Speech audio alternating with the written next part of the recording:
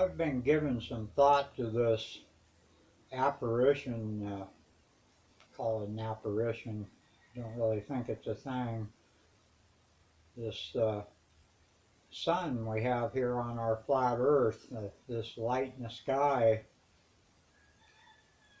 I look at it make its appearance in the east, and I guess somehow in my head I'm supposed to believe that what I'm looking at, so let's say in a 12-hour day that we're pretty close to right now, I'm supposed to believe that I'm looking at a sun that's essentially 6,000 miles away from my location to the east, where at overhead it would have traveled those 6,000 miles, and by the time it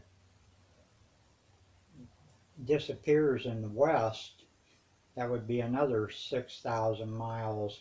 I'm supposed to believe that that's what I'm seeing when I look at this light in the sky, and you know, I'm thinking 6,000 miles. I'm not sure there's anything I could see 6,000 miles away, especially when that object is really close to the same size as the object I see straight overhead, somehow casting a chemtrail shadow on the underside of a chem cloud up there, maybe 5 or 6 miles up. I'm beginning to think, well, I've thought for a long time that what we see as the sun is much as a rainbow, and if you move toward it, it moves away from you. You move away from it, it moves towards you. Uh, I'm not sure what to call it. It seems like it's something. It's not even a thing, but it's a point of light that manifests in the sky, uh, individually for each and every observer. I'm suspecting that even though I can see Mount Shasta 100 miles away on a clear day, about the farthest I think I've ever seen a rainbow is maybe, oh, I'm gonna say maybe 20 miles, but most of them have been way less than that. 5, 6, 7 miles, about the furthest. Now I see this light appear in the sky over the Sierra Nevada. I'm in the tops of those hills that I see it, where I see it appear, or maybe 30 miles as the crow flies, and I watch it come across the sky till it gets overhead. Then I watch it head for the Mendocino Mountains to my west, where it disappears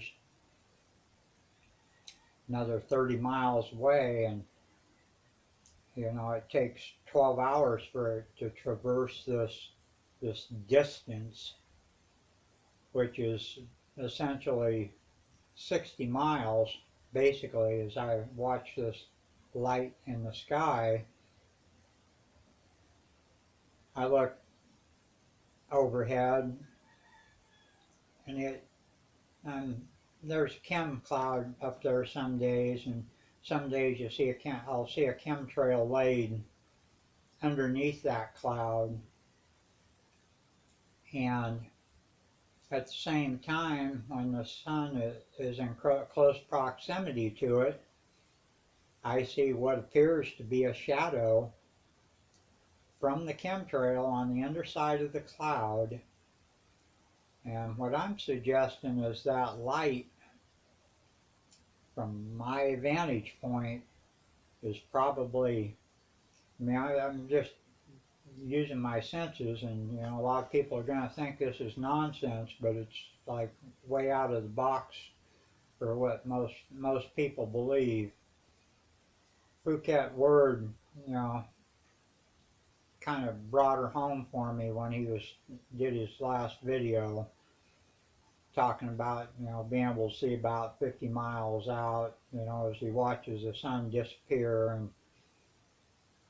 And I think that may be more truth to that than I might have earlier believed. But I've crawled way out of that box about the sun being at least my own personal sun.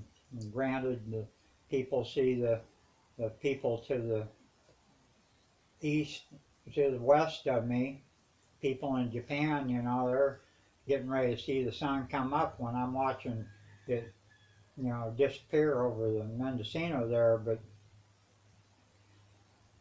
I'm suspecting, I can only go by my senses of what I see and what I perceive, and I don't know really anything and can prove even less. But that sun that's above me that casts that allows that chemtrail to cast a shadow on the underside of that cloud that's no more than 6, maybe 7 miles up there, kind of a translucent cloud that the light's able to burn through and manifest underneath.